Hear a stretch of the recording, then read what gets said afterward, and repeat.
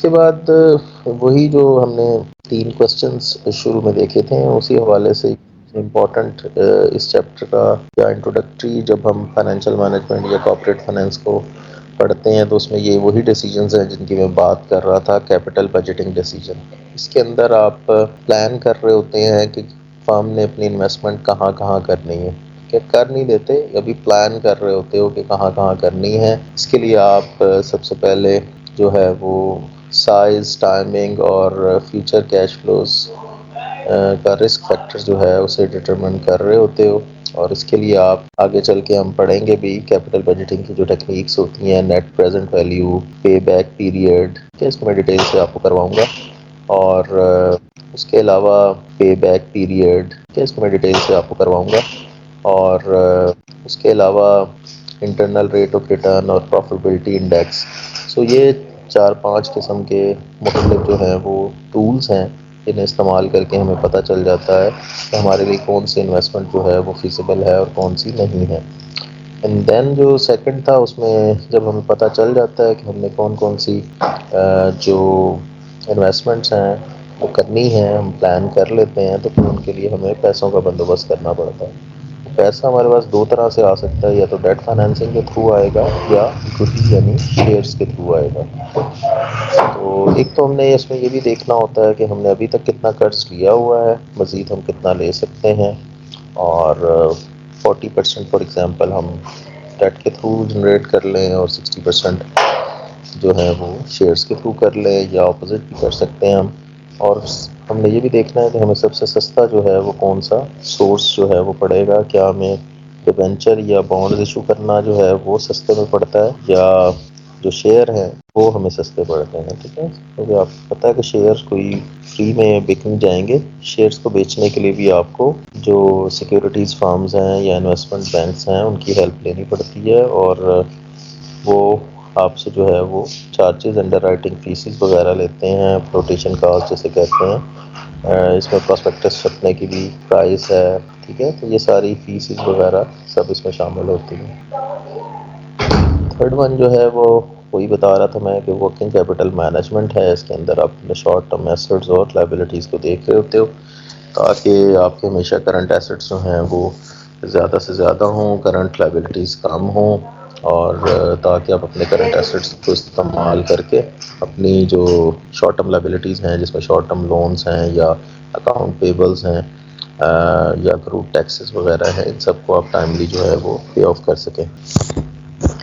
اچھا، اب ہم تھوڑا سا جو ہے وہ بزنسز کو دیکھ لیتے ہیں، بزنس فارمز آف بزنس جو ہم کہتے ہیں۔ تو اس میں سب سے پہلے جو ہے وہ ہمارے پاس سول پروپرائٹرشپ ہے۔ اس میں ہم دیکھتے ہیں کہ سنگل پرسن جو ہے وہ آنر ہوتا ہے۔ تو اس میں ہم کچھ ایڈوانٹیجز اور ڈس ایڈوانٹیجز کو دیکھ لیتے ہیں۔ جب سنگل پرسن سے مراد یہ نہیں ہے کہ وہ سارا بزنس میں وہی کلرک کا کام کر رہا ہے، وہی شاپ بھی وہی کھول رہا ہے، شاپ بھی وہی بند کر رہا ہے، ایسا نہیں ہوتا۔ ملازم اس کے نیچے چاہے 50 ہو جائیں، 100 ہو جائیں، لیکن آنر جو ہے وہ ایک ہی رہے گا۔ ٹھیک ہے، کانسیپٹ یہ ہے۔ اس کے ایڈوانٹیجز یہ ہیں کہ آبویسلی اس کو آپ کو کسی سے ڈسکشن کی ضرورت تو ہے نہیں، تو اگر آپ نے سٹارٹ کرنا ہے تو ایک تو بہت کم پیسہ چاہیے اس کے لیے، اور آپ کو مشورہ بھی اتنا نہیں کرنا، اور کوئی لیگل فارمیلٹیز بھی اتنی نہیں ہے، تو اسے سیٹ اپ کرنا بھی بہت آسان ہے۔ اسی طرح اس کو وائنڈ اپ کرنا بھی جو ہے وہ بہت آسان ہے۔ ٹھیک ہے، جس دن وائنڈ اپ کرنے کا دل کرے گا 2-3 دن میں آپ اپنا سارا کام وائنڈ اپ کر سکتے ہیں۔ ٹھیک ہے، لیسٹ ریگولیٹڈ ہے، یعنی گورنمنٹ کا آپ کے اوپر کوئی اتنا چیک اینڈ بیلنس نہیں ہے، اور آنر ہی 100% پروفٹس اسی کے پاس جاتے ہیں۔ ڈس ایڈوانٹیجز میں وہی بات کہ جتنا بھی لاس ہوگا وہ خود ہی بیئر کرے گا، اور دوسرا یہ ہے کہ اس کی لائبلٹی ان لمیٹڈ ہوتی ہے۔ تو یہاں میں ڈفرینس بتا دوں آپ کو ان لمیٹڈ لائبلٹی اور لمیٹڈ لائبلٹی میں، کہ اگر تو ان کیس آف لیکویڈیشن، یعنی اگر فرم کسی وجہ سے بند ہو گئی، کاروبار ٹھپ ہو گیا، تو آپ کو کریڈیٹر کے پیسے ظاہرہ دینے ہی پڑیں گے جنہوں نے آپ کو لون دیا ہوگا، اور وہ اپنا پیسہ ریکور کرنے کے لیے سب سے پہلے آپ کے بزنس کے ایسٹس کو بیچیں گے۔ اگر ان کا پیسہ پھر بھی ریکور نہیں ہوا تو وہ آپ کے پرسنل ایسٹ، یعنی آپ کی جائیداد، آپ کی کوٹھی، آپ کا مکان، آپ کی گاڑی، آپ کا سامان، وہ سب جو ہیں وہ بھی بیچ دیں گے۔ ٹھیک ہے، اس کو ریکور کرنے کے لیے۔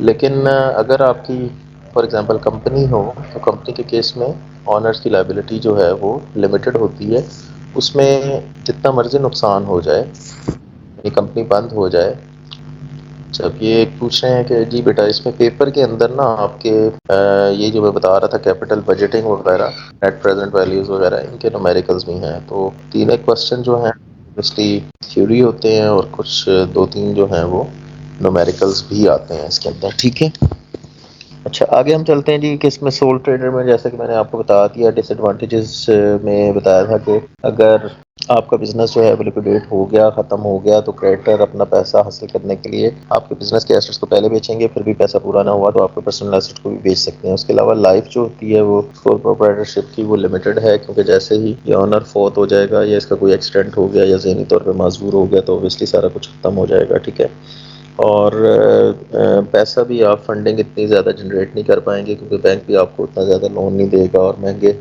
انٹرسٹ پہ دے گا آپ کو. ٹھیک ہے، سو یہ پرابلمس ہیں. اور اونرشپ کا ٹرانسفر بھی اتنا آسان نہیں ہے اس کے اندر، ٹھیک ہے، کیونکہ یہ کوئی شیئر نہیں ہے کہ آپ فوراً ہی ایک سیکنڈ میں بیچتے ہیں اگلے کو. اوبیسلی اٹس اے پروسیس، تو ڈیفیکلٹ ہے اس مقابلے میں. پارٹنرشپ پہ آ جاتے ہیں. پارٹنرشپ اوبیسلی دو یا دو سے زیادہ لوگوں کے درمیان ہوتی ہے، اور وہ لوگ کیا کہلاتے ہیں آپس میں پارٹنرز کہلاتے ہیں. ٹھیک ہے، اور اس میں ہمارے پاس جو لائبلٹی ہے وہ انلمیٹڈ ہی ہوتی ہے. یعنی اگر پارٹنرشپ کی بیس پہ جو آرگنائزیشن مطلب سیٹ اپ ہوتی ہے اسے ہم بولتے ہیں نا، تو اگر فرم ڈیزالو ہو گئی تو اس وقت جو ہے وہ کریڈیٹر اپنا پیسہ حاصل کرنے کے لیے. اچھا، اس میں پارٹنرشپ ویسی تو انلمیٹڈ ہوتی ہے، لیکن اس کے اندر ایک جنرل پارٹنرشپ ہوتی ہے اور ایک جو ہے ہمارے پاس وہ لمیٹڈ پارٹنرشپ ہوتی ہے. جنرل پارٹنرشپ میں تو سارے پارٹنرز کی لائبلٹی انلمیٹڈ ہوگی. لمیٹڈ کے اندر یہ صرف ہوتا ہے کہ کم از کم ایک بندہ جو ہے، ایک پارٹنر، اس کی لائبلٹی انلمیٹڈ ہوگی، باقی سب لوگ جو ہیں وہ لمیٹڈ لائبلٹی کو چوز کر سکتے ہیں. یعنی وہاں پہ ان کے صرف جو بزنس کے ایسٹس ہیں وہی بکیں گے، ان کے پرسنل ایسٹس پہ ہاتھ نہیں ڈالے گا، لیکن اس میں ایک پارٹنر کی انلمیٹڈ ہونا ضروری ہے. سو اس میں بھی مسائل جو ہیں وہ یہی ہیں کہ اس کی نسبت جو ہے اسے سیٹ اپ کرنا تھوڑا سا مشکل ہے. گورنمنٹ کا بھی آپ کے اوپر چیک اینڈ بیلنس جو ہے وہ اچھا. یہاں پہ جو لیگل ڈاکومنٹ یوز ہوتا ہے پارٹنرشپ بنانے کے لیے اسے ہم پارٹنرشپ ڈیڈ بولتے ہیں، اور اسی کے اندر ہی آپ کی جو پروفٹ اور لاس کی جو کی ریشو ہوتی ہے وہ اسی پہ ڈیسائیڈ ہوتی ہے. اگر گیون اس میں مینشن نہ ہو تو پھر برابر جو ہے وہ آپس میں سب کچھ ڈیوائڈ ہوگا. ٹھیک ہے، اور اس میں جو میں بتا رہا تھا کہ لمیٹڈ پارٹنرشپ کے اندر فار ایگزامپل ایک بندے کو چھوڑ کے باقی سب کی لمیٹڈ ہوتی ہے، تو پھر وہ لوگ بزنس کی مینجمنٹ میں حصہ نہیں ڈال سکتے، ڈیسیجنز نہیں کر سکتے. وہ ڈیسیجن وہی کرے گا جس کی انلمیٹڈ لائبلٹی ہوگی. ٹھیک ہے، وہ سلپنگ پارٹنر کے طور پہ ہی رہیں گے. اینڈ دین اس میں اونرشپ ٹرانسفر اوبیسلی نسبتاً آسان سوری اس میں تھوڑے ہم بھی پارٹنرشپ میں بھی اگر آپ نے کوئی بھی ڈیسیجن لینا ہے کہ ڈیسیجن مطلب کسی نئے پارٹنر کو جو ہے وہ اپنے پاس لے کر آنا ہے بزنس کے اندر، تو آپ کو سارے پارٹنرز کو منانا پڑے گا.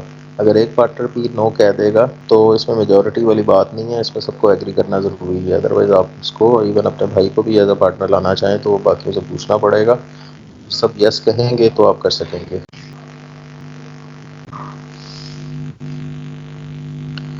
اس کے بعد اوبیسلی اس کی لائف جو ہے وہ بھی اس کی بھی لمیٹڈ ہی ہے. ظاہر ہے جو پارٹنرز ہیں 10 ہیں 8 ہیں 7 ہیں وہ بھی انسان ہی ہیں، اور اوبیسلی وہ فوت ہو سکتے ہیں، انہیں کوئی مسئلہ ہو سکتا ہے. تو اوبیسلی پارٹنرشپ کی لائف جو ہے وہ 50 60 70 سال اسی طرح ہی ہوگی.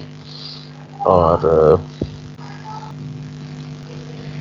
کارپوریشن یعنی جو کمپنی ہے اس کیس میں آپ کو پتہ ہے کہ یہ ایک سیپریٹ لیگل اینٹی ہوتی ہے، آرٹیفیشیل پرسن کے طور پر ٹریٹ کر رہے ہوتے ہیں. جتنی بھی گاڑیاں، دکانیں، ایسٹس ہوتے ہیں وہ سب کمپنی کے نام پہ ہوتے ہیں. آپ نے کوئی کورٹ کیس بھی کمپنی پہ ہوتا ہے تو کمپنی کے اوپر ہوگا، وہ اس کے سی ای او یا ان چیزوں پہ نہیں ہوتا. اور کمپنی ہی کسی دوسری کمپنی کو سو کرے گی، انڈیویجول نہیں کرے گا. ٹھیک ہے، سو اس طرح سے چیزیں چل رہی ہوتی ہیں. اور اس میں اوبیسلی شیئرز جن لوگوں نے خریدے ہوتے ہیں وہ اس کے آنرز بن جاتے ہیں. اور باقی آپ کو بتایا تھا کہ جو مینیجر ہے ایز ایجنٹ کام کر رہے ہوتے ہیں، ساری چیزیں چلا رہے ہیں. اس لیے اس میں ایس سی سی پی جو ہے اس سے آپ کو رجسٹر ہونا ضروری ہے، اور ایس سی سی پی پھر آپ کو کہتا ہے کہ آپ اپنے جو بھی فائنینشیل ڈیٹا ہے اسے ڈسکلوز کریں، اپنی اینول رپورٹس جو ہیں وہ آڈٹ کروائیں اور اپنی ویب سائٹ پہ رکھیں، اور پھر آپ کے آڈٹس ہوں گے، ایکسٹرنل آڈٹس ہوں گے، انٹرنل آڈٹس ہوں گے، تو یہ ساری چیزوں کا آپ کو فیس کرنا پڑے گا. لیکن فائدہ آپ کو یہ ہوگا کہ اس میں آپ کو فنڈنگ جنریٹ کرنا بہت آسان ہے. بینکس آپ کو آسانی سے قرضہ دے دیں گے کیونکہ آپ کی ورتھ ہوگی. اور اس کے علاوہ جو ہے وہ، لیکن اس میں ٹیکس جو ہے نا پارٹنرشپ میں اور سول ٹریڈر تھا اس میں سنگل ٹیکسیشن تھی. ٹھیک ہے. ڈبل ٹیکسیشن جو ہے اس میں پڑے گی. اس میں سب سے پہلے کیا ہوگا کہ کارپوریٹ لیول پہ ٹیکس لگے گا، کمپنی سے حکومت چارج کرے گی. پھر جب آپ جو ٹیکس لگنے کے بعد جو پروفٹ ہوتا ہے وہ ایز اے ڈیویڈنڈ جو ہے وہ بانٹ دیا جاتا ہے آپ کے شیئر ہولڈرز میں. تو شیئر ہولڈرز کے جب وہ اکاؤنٹس میں جائے گا تو گورنمنٹ ان سے انکم ٹیکس بھی چارج کرے گی. تو سیم پیسے کے اوپر 2 دفعہ ٹیکس لگے گا، اس لیے یہ ڈبل ٹیکسیشن والا جو پرابلم ہے وہ اس کے اندر موجود ہے.